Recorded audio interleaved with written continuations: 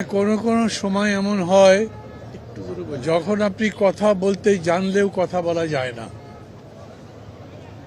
বিষয়টা একদম যে অপ্রত্যাশিত ছিল তা বলবো না আমি, কিন্তু সময়টা আমাদের জন্য খুব খারাপ ছিল।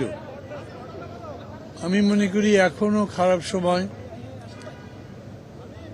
বেগম জিয়ার অসুস্থতার কথা শুনবার পরে আমি আমার ব্যক্তিগত অনুভূতির কথা বলছি, আমার সঙ্গী সাথী যারা আছেন, আমার দলের কথা বলছি, আমার জোটের কথা বলছি, সাধারণ মানুষের কথা বলছি।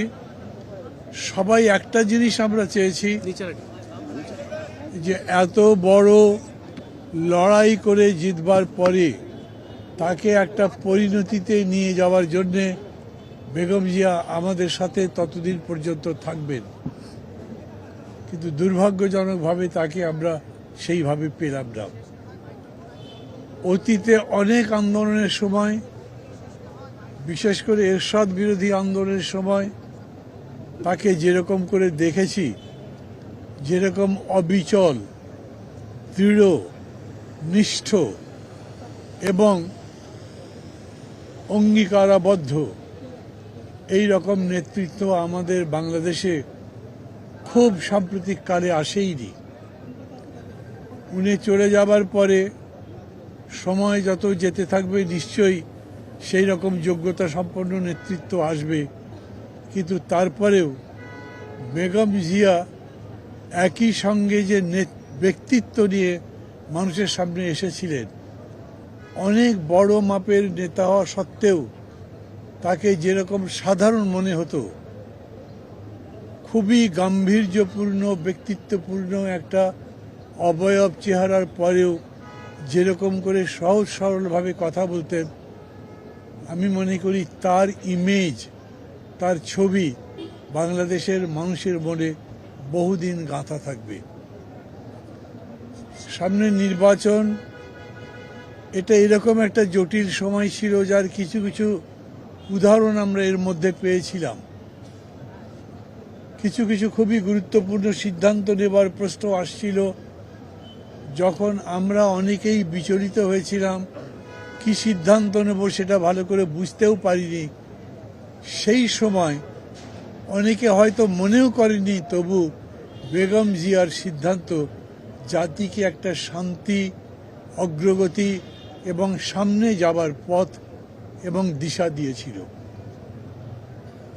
আমি জানি এখনো সমস্ত সংকট কেটে ওঠেনি, আমরা আরও সংকটের মধ্যে আবার পড়েও যেতে পারি। শুধু এই আশঙ্কা থেকেই আমরা চাচ্ছিলাম যেন বেগম জিয়া আমাদের সঙ্গে থাকেন, বোধ নিয়ে, বুদ্ধি নিয়ে, বিবেচনা নিয়ে। But man proposes, god disposes.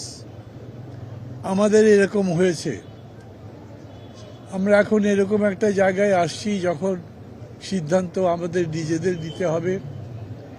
Begum জিয়ার প্রতি গভীর শ্রদ্ধা রেখে তার এই চলে যাওয়ায় আত্যন্তিক শোক প্রকাশ করে আমি বলবো এটাই, যে তাকে যথাযথভাবে শ্রদ্ধা জানাবার জন্যে আমরা যেন তার মতো ধীর স্থির, ধীর শক্তি সম্পন্ন, সামনে দেখার যোগ্যতা সম্পন্ন হয়ে উঠি, সেই কামনা করব। আল্লাহর কাছে আমাদের এটাই চাওয়ার বিষয়। এই দেশ অনেক ঝড় ঝঞ্ঝার মধ্যে দিয়ে গেছে, সেই ঝড় ঝঞ্ঝাকে মোকাবেলা করবার জন্যে আমাদের সামনে ইমেজ অনেক এসেছে, কিন্তু সব ইমেজ আমাদেরকে সমান রকম বিচক্ষণতা দিতে পারেনি।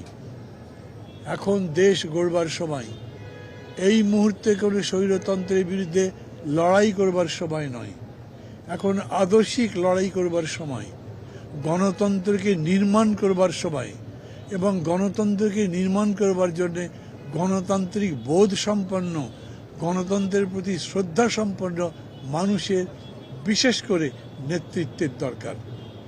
আবারও বলি, আমি বেগম জিয়ার মধ্যে সেই রকম নেতৃত্বের স্ফুরণ দেখেছিলাম। বেগম জিয়ার ব্যাপারে খুব বড় বড় পাবলিসিটি হয়নি।